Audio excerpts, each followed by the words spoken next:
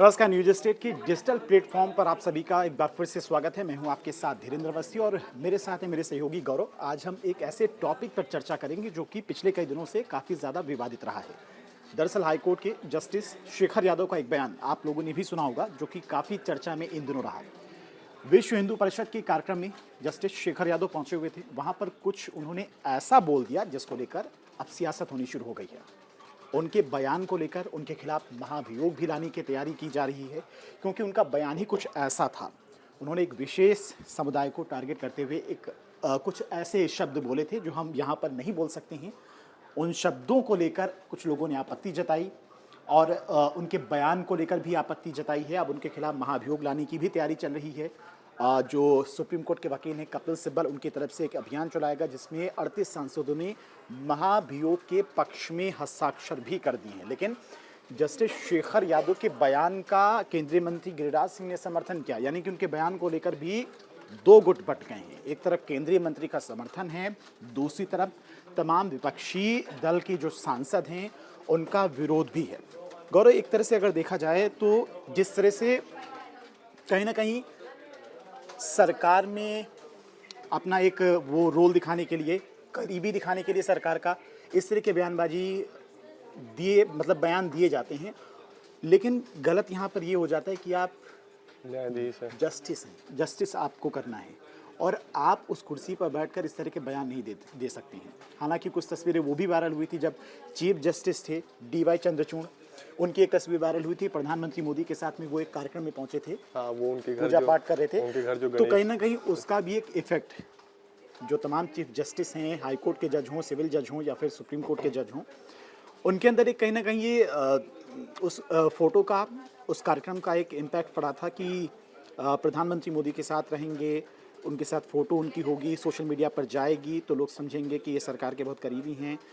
और जिस तरह से बयान दिया गया शेखर यादव का, आपके हिसाब से उसका क्या पॉइंट ऑफ व्यू है? क्या एक न्यायाधीश का होना, जस्टिस का होना, इस तरह के बयानबाजी करना ठीक है या नहीं? देखिए, निश्चित तौर पे ये गलत है, क्योंकि जिस प्रकार से आप संवैधानिक पद पर हैं और आप ऐसे जगह पे आप बिलोंग करते हैं जहाँ पे आपको इस प्रकार की चीज़ें बोलने से बचनी चाहिए। लेकिन सबसे पहले हम उस प्रोसेस पे आना चाहेंगे जो महाभियोग इस वक्त विपक्ष लाने का प्रयास कर रहा है। शीतकालीन सत्र में भी उनके बयान के बाद आपने देखा होगा कि विश्व हिंदू परिषद के वो कार्यक्रम में गए थे। उसके बाद लगातार एक चर्चा का विषय बन गया था। कपिल सिब्बल उस पर प्रेस कॉन्फ्रेंस में तमाम अमिताभ ठाकुर सुप्रीम कोर्ट पहुंचे, सुप्रीम कोर्ट ने स्वतः संज्ञान भी लिया, अखबारों में प्रकाशित होने मत। लगातार देखिए चर्चा का विषय रहा पिछले 3-4 दिनों से लगातार चर्चा में। लेकिन इस पर विपक्ष पूरा महाभियोग लाने के प्रोसेस में, देखिए महाभियोग का प्रोसेस पहले समझाना होगा कि महाभियोग आता कैसे है चीफ जस्टिस या फिर जस्टिस के खिलाफ। इसमें क्या होता है कि राज्यसभा में 50 जो सांसद होते हैं उनके हस्ताक्षर होते हैं और लोकसभा में 100 सांसदों के हस्ताक्षर का होना जरूरी होता है। इसके बाद नोटिस दिए जाते हैं, उसके बाद वो पूरा प्रोसेस होता है। हालांकि फिलहाल जैसा आपने बताया कि 38 सांसदों ने ही राज्यसभा में साइन किया है, हस्ताक्षर किया है। इसकी पूरी जिम्मेदारी जो कांग्रेस के सांसद है विवेक तनखा, उन्होंने ले रखी है। हालांकि अभी औपचारिकताएं पूरी नहीं हो पाई है। और उन सांसदों में RJD के सांसद हैं, समाजवादी पार्टी के सांसद हैं, कांग्रेस के सांसद हैं, इन लोगों ने हस्ताक्षर किए हैं। हाँ, उस आपने देखा होगा जिस पर कपिल सिब्बल उस दिन प्रेस कॉन्फ्रेंस कर रहे थे, उन्होंने ये भी कहा था कि चाहे वो पक्ष हो या विपक्ष हो, सभी सांसदों को साथ रहना चाहिए, क्योंकि एक ऐसा मुद्दा है जिसमें देश की अस्मिता को लेकर उन्होंने सवाल खड़ा किया था। हालांकि देखिए जिस प्रकार से चीज़ें निकल कर सामने आ रही हैं उसको देखना ये होगा कि क्या विपक्ष इस बात को कितना भुनाता है, क्योंकि अभी तक का जो देखा जाए तो विपक्ष का उस प्रकार का इतिहास, जब भी जस्टिस के खिलाफ इस प्रकार की महाभियोग लाने का तैयारी विपक्ष ने करा है, तो कभी आज तक विपक्ष, अगर हम आज़ादी के बाद का इतिहास देखें तो कभी ऐसे वो सफल नहीं रहा है। तो ऐसे में ये भी देखना होगा क्या विपक्ष इस बार सफल हो पाता है, क्योंकि जिस तरीके से शुरुआती प्रोसेस में नज़र आ रहा है कि विपक्ष कहीं ना कहीं बिखरा हुआ नजर आ रहा है, क्योंकि जो TMC सांसद हैं वो इस पे उस प्रकार से सपोर्ट करते नजर नहीं आ रहे हैं। हालांकि विपक्ष में भी मतभेद बयान यहाँ पर गौरव इस तरह से गलत हो जाता है क्योंकि आप न्यायपालिका से भी जुड़े हुए हैं। आप रिटायर हो जाते उसके बाद इस तरह का बयान देते, वो आपका पॉइंट ऑफ व्यू होता पर्सनल, लेकिन आप अभी न्यायपालिका से जुड़े हुए हैं तो यहाँ पर वो बयान आपका गलत हो जाता है। खैर, अब विपक्ष को एक मुद्दा मिल गया है। देखिए कई बार होता क्या है कि कुछ ऐसे जस्टिस होते हैं जो अपने जस्टिस के बाद का समय देखने लगते हैं। आपने देखा होगा कई ऐसे जस्टिस रहे जो बाद में चल के विधान परिषद सदस्य बने, कुछ लोग राज्यसभा के सांसद बने। तो ऐसे में ये देखना होगा कि क्या, क्योंकि विश्व हिंदू परिषद का कार्यक्रम था, तो कहीं ना कहीं जो जस्टिस हैं उनका एक जो नज़दीकी होगा वो विश्व हिंदू परिषद या फिर राइट विंग्स की आइडियोलॉजी की तरफ होगा। तो इस वजह से भी ये सारी चीज़ें देखने को मिल सकती हैं। क्या पता वो आगे का सोच रहे हो, इस वजह से उन्होंने बयान दिया हो। पंकज सर भी हमारे साथ जुड़ रहे हैं। पंकज सर, जिस तरह से ये पहला ही ऐसा मामला होगा जब किसी चीफ जस्टिस की तरफ से इस तरह का बयान आया हो सामने, और उस बयान को लेकर देखिए कितना हंगामा भी हो रहा है, राजनीति भी शुरू हो गई, महाभियोग लाने की भी तैयारी की जा रही है, आपके सांसदों ने महाभियोग पर हस्ताक्षर भी कर दिए। बयान का ऐसे समय पर और इस तरह का बयान आना, आप न्यायपालिका से जुड़े हुए हैं, क्या मायने इसके निकाले हैं? देखिए, न्यायपालिका है और जज जो हमारे होते हैं वो सिर्फ कानून व्यवस्था का ही नहीं, हमारे समाज का भी एक आईना होता है और हमारा एक अभिभावक की तरह होता है। तो उनसे उम्मीद की जाती है जो इस तरह के जो बयानबाजी होते हैं उससे बचे, और जब इनका जब नियुक्ति होता है जब, तो ये शपथ का लेते हैं जो बिना भेदभाव और बिना इसके हमारा आचरण होगा, हमारा व्यवहार रहेगा। हालांकि अभियोग भारत में जजों के खिलाफ ये मतलब पहला मामला नहीं है, इस तरह के 2-3 मामले पहले भी आ चुके हैं, लेकिन चला किसी के महाभियोग किसी के ऊपर चल नहीं पाया है। आसान है भी नहीं। हाँ, और जो प्रक्रिया जो है सो काफ़ी बेहद सख्त है। तो इसमें आप देखिए, जो पहले तो राज्यसभा से 50 मेंबर कम से कम होने चाहिए, लोकसभा से 100 मेंबर होने चाहिए। उसके बाद से जब ये हो जाता है तो दोनों सदनों में आता है, दोनों सदन, उसके बाद से लोकसभा राज्यसभा के जो स्पीकर हैं वो और सभापति हैं, उपसभापति हैं, वो इसको एक समिति के पास भेजते हैं। उस समिति में आपको एक सुप्रीम कोर्ट के जज, एक हाई कोर्ट का चीफ जस्टिस और एक कानून विज्ञ जो मतलब कानून के अच्छे जानकार होते हैं। उनके बाद उनकी जो रिपोर्ट होती है, वो रिपोर्ट में अगर उनकी रिपोर्ट में सही पाया जाता है, दोष में उनके जो आरोप लगे, अगर वो दोष सही होता है तो फिर सदन के पटल पे रखा जाता है। अगर सदन के पटल पे अगर दोष सिद्ध नहीं होता तो सदन के पटल पे रखा भी नहीं जाता। अगर सदन के पटल पे रखा गया तो उसके बाद उस पे आपको जो 2/3 बहुमत से उसका पास होना होता है। तो ये देखिए, एक तरह से ये संभव नहीं है जो महाभियोग आएगा और महाभियोग चलेगा। अच्छी बात इसमें यह है जो सुप्रीम कोर्ट ने स्वतः संज्ञान लिया। अब मैं आपको ये विवाद खत्म कैसे हो सकता है, जो जितनी जानकारी मुझे और मैंने जितना इस विषय में मैं जानता हूं, उसके हिसाब से इसमें जो सबसे बेहतर जो तरीका है और जिस तरीके को सुप्रीम कोर्ट बढ़ता दिख रहा है, वो तरीका ये है जो सुप्रीम कोर्ट जो जज हैं उनको अभी रोस्टर से हटा दे। High court, Allahabad high court के ये बोले जो उनका जो रोस्टर है, उनका रोस्टर ना लगाया जाए और उनको वो ऑफिस आएंगे, बिना किसी कामकाज के रहेंगे एक तरह से, और फिर धीरे धीरे जब मामला शांत होगा तो फिर उनसे काम कराया जाएगा। तो फिलहाल यही एक रास्ता है, उससे महाभियोग नहीं चलेगा, ये तो तय है। लेकिन सुप्रीम कोर्ट ने स्वतः संज्ञान लिया तो कोई ना कोई कार्रवाई तो निश्चित होनी है। उन्होंने रिपोर्ट मांग लिया दोनों से, उसके संदर्भ के जो जज हैं उनसे किस संदर्भ में उन्होंने क्या बात कही है वो, और इलाहाबाद हाईकोर्ट से बोला गया जी विस्तृत रिपोर्ट हमें दीजिए।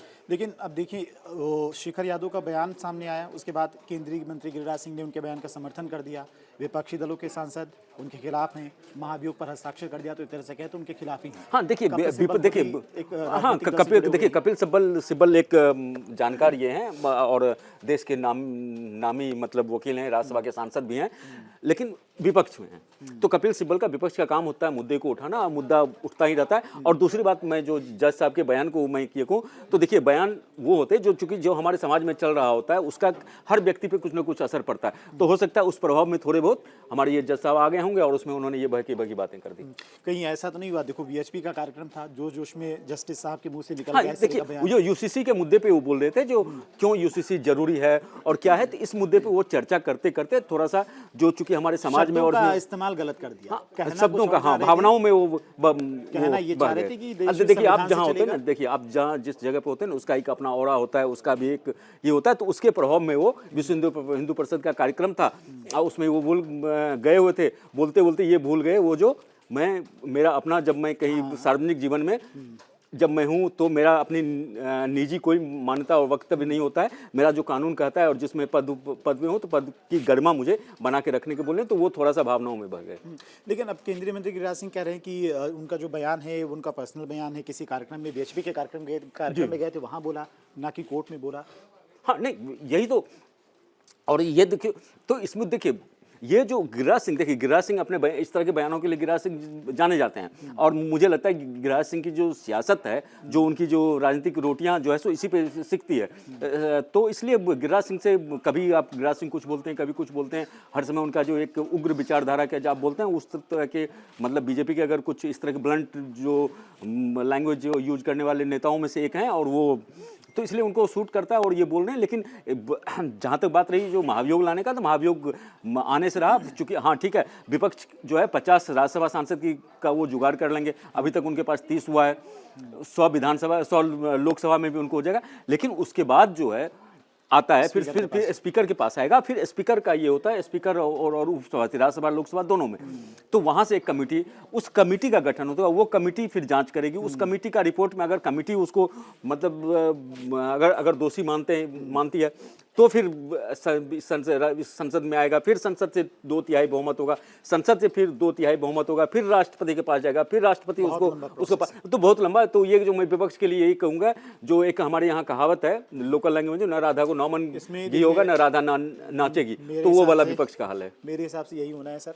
ये टॉपिक जो अभी चल रहा है, ये कुछ दिन हंगामा होगा, कुछ नहीं होगा। नहीं देखिए, सुप्रीम कोर्ट ने खुद ही संज्ञान लिया है, बस सुप्रीम कोर्ट देखिए इसका जो बेस्ट सॉल्यूशन जो मुझे दिखता है तो उसका यह है, जो सुप्रीम कोर्ट ने स्वतः संज्ञान ले लिया, सुप्रीम कोर्ट अब इलाहाबाद हाईकोर्ट को निर्देशित करेगा जो इनका रोस्टर में मत लगाइए, उनको रोस्टर में नहीं लगेगा, उनके पास जिन्हें उनको एक अर्दली जो उनके पास होता है वो, और जज साहब दोनों बैठ के केबिन में अपना चाय पियेंगे, और मतलब ठंडा का मौसम है तो थोड़ा धूप वूप सेकेंगे, फिर मामला सब कहीं ना कहीं इस तरह के बयान देके चीफ जस्टिस अपने भविष्य को सिक्योर तो नहीं करना चाहते कि हम दिखा देंगे हम हिंदुत्ववादी नेता हैं, रिटायर होने के बाद हमें इस पार्टी से टिकट मिल जाएगा। देखिए पिछले दिनों में तो ये एक चर्चा में आ ही गए। हाँ पिछले दिनों शेखर यादव, देखिए उच्च पदों के लोगों से एक पहले एक ये होता था, जो उच्च पदों के जो लोग थे वो रिटायरमेंट के बाद कोई बड़ा ओहदा और ये सब नहीं लेते थे, या लेते भी थे तो उनके जो जिस तरह के काम कर रहे होते थे वो उसी तरह का। लेकिन पिछले कुछ सालों में हम देख रहे हैं जो बड़े जो देश के उच्च पदों पे आसीन लोग भी राजनीति में आए हैं और अलग अलग चीज से फायदा उठाते नजर आए, तो हो सकता है उनकी नजर अपने रिटायरमेंट प्लान पे भी हो।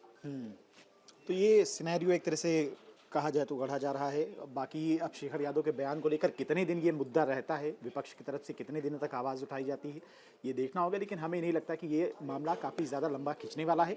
सुप्रीम कोर्ट ने खुद ही स्वतः संज्ञान लिया है, बीच का रास्ता या फिर कोई कार्रवाई आने वाले दिनों में देखने को मिल सकती है, ताकि एक मैसेज भी जाए।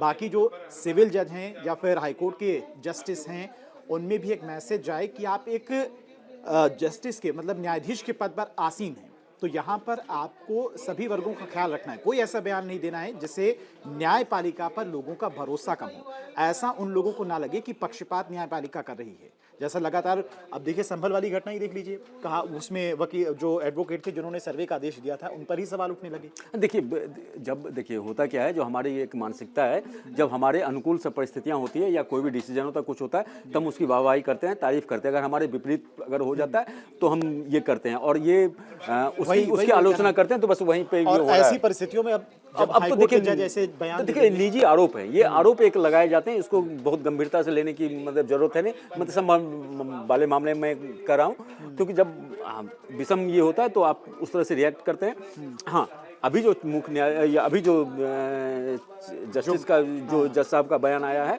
तो वो थोड़ा सा मतलब आपको इन बयानों से उम्मीद की जाती है, जो हमारे जो समाज और न्यायपालिका के जो अभिभावक जिसको हम मानते हैं, जिनके की एक रोल मॉडल मानते हैं, तो उन लोगों की तरफ से अगर इस तरह के वक्तव्य और इस तरह के बयान अगर वो सार्वजनिक रूप से अगर दिए जाते हैं तो थोड़ा चिंताजनक है।